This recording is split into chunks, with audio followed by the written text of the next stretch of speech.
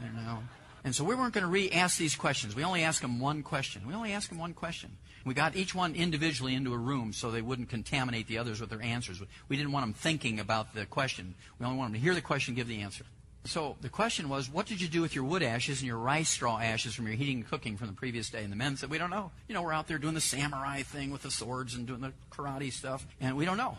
But the women, every one of them, gave the same story. Oh, we took the wood ashes and the rice straw ashes and put them in the garden, as our grandmothers and our mothers taught us to do, as a fertilizer.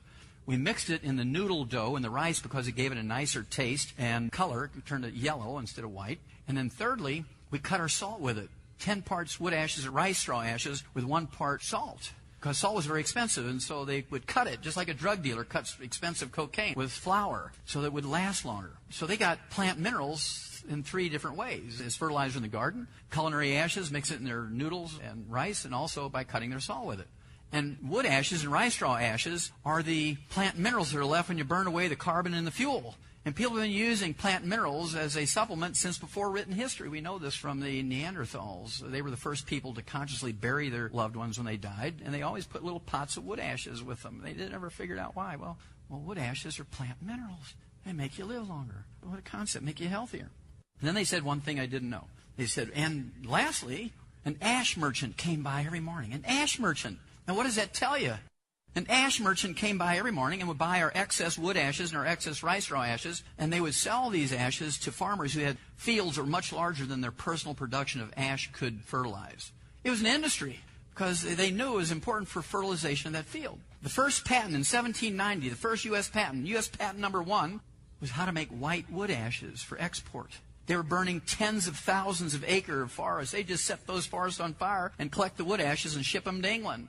That's because England had burned every tree in the British Isles. They were forced to go to coal, which they hated because of the smoke and all that kind of stuff. And because they burnt every tree, they were forced to use coal as a fuel. But after the first 2 years of mining coal, the mines flooded with water, and the king formed what he called the Royal Society to find a way to pump the water out of the mines. And they came up with a steam engine to pump the water out of the mines. And that started the Industrial Revolution because they'd burnt every tree. And so they were using the wood ashes from America for their food and their garden fertilizer and cutting their salt with it.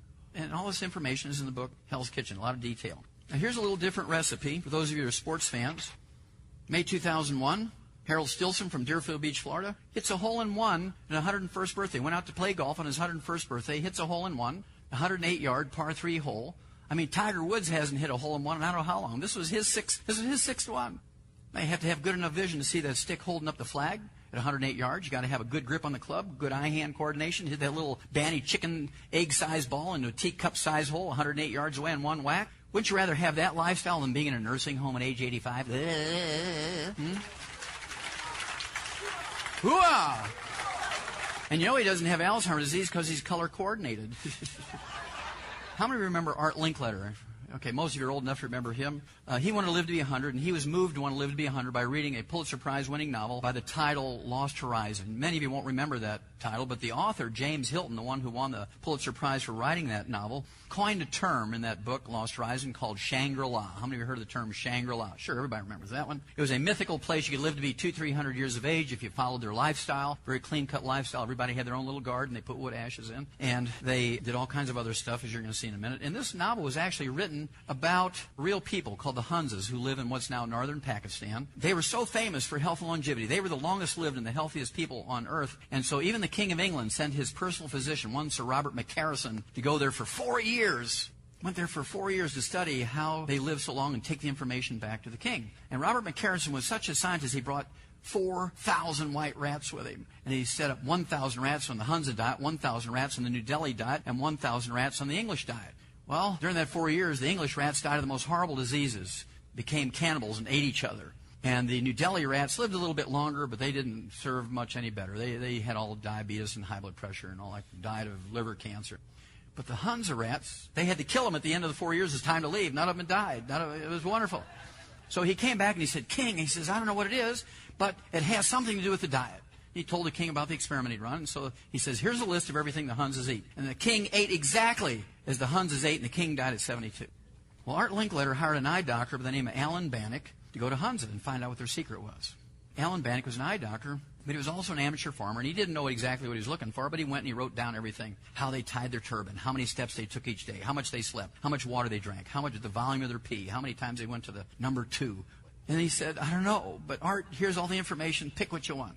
Of course, Alan Bannickstead and Art Linkletter just celebrated his 94th birthday on Larry King a couple of months ago.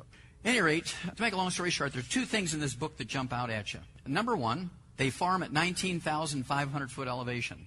Their growing season is only 45 days.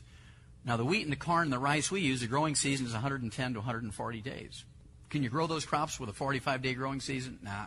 And so their total carbohydrate intake, because they couldn't grow rice and wheat as we know it, and corn and that sort of stuff, squash and things, their sum total of their carbohydrate intake was a little chapati bread the size of a silver dollar pancake, 1 per person per day. That was it. The rest of their diet consisted of goat meat, lamb, mutton, chickens, eggs, cheese, butter, maybe some tomatoes, and some green peppers and onions and garlic. And so it was a very low carbohydrate, very high animal fat, very high animal protein diet.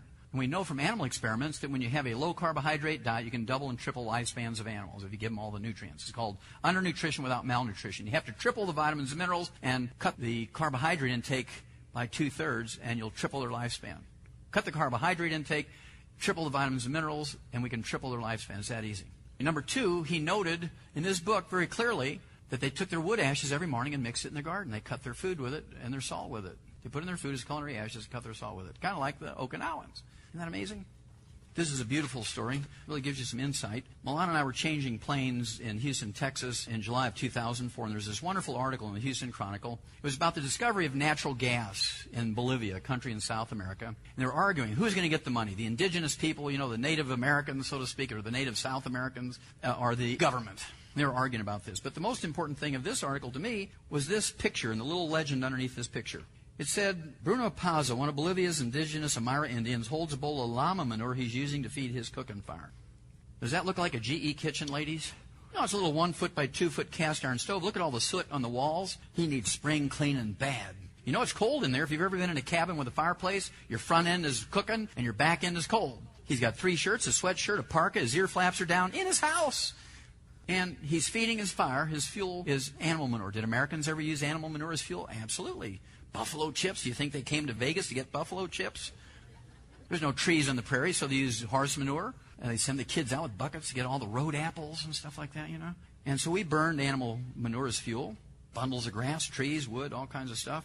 No indoor plumbing, no electricity, no hospitals, no clinics, no doctors, no pharmacies, no pharmacists, no pharmaceuticals, no drugs, no Social Security, no insurance, no Blue Cross Blue Shield, no HMOs. I mean, they got nothing you would go there for. So what makes them interesting to me was when you look at the book Rare Earths Forbidden Cures and you go to the chapter entitled The Age Beaters, not the Egg Beaters, but the Age Beaters, the people that live around Lake Titicaca, Bolivia, Peru, and Chile in this area have more 100-year-olds per population than anybody else in the world.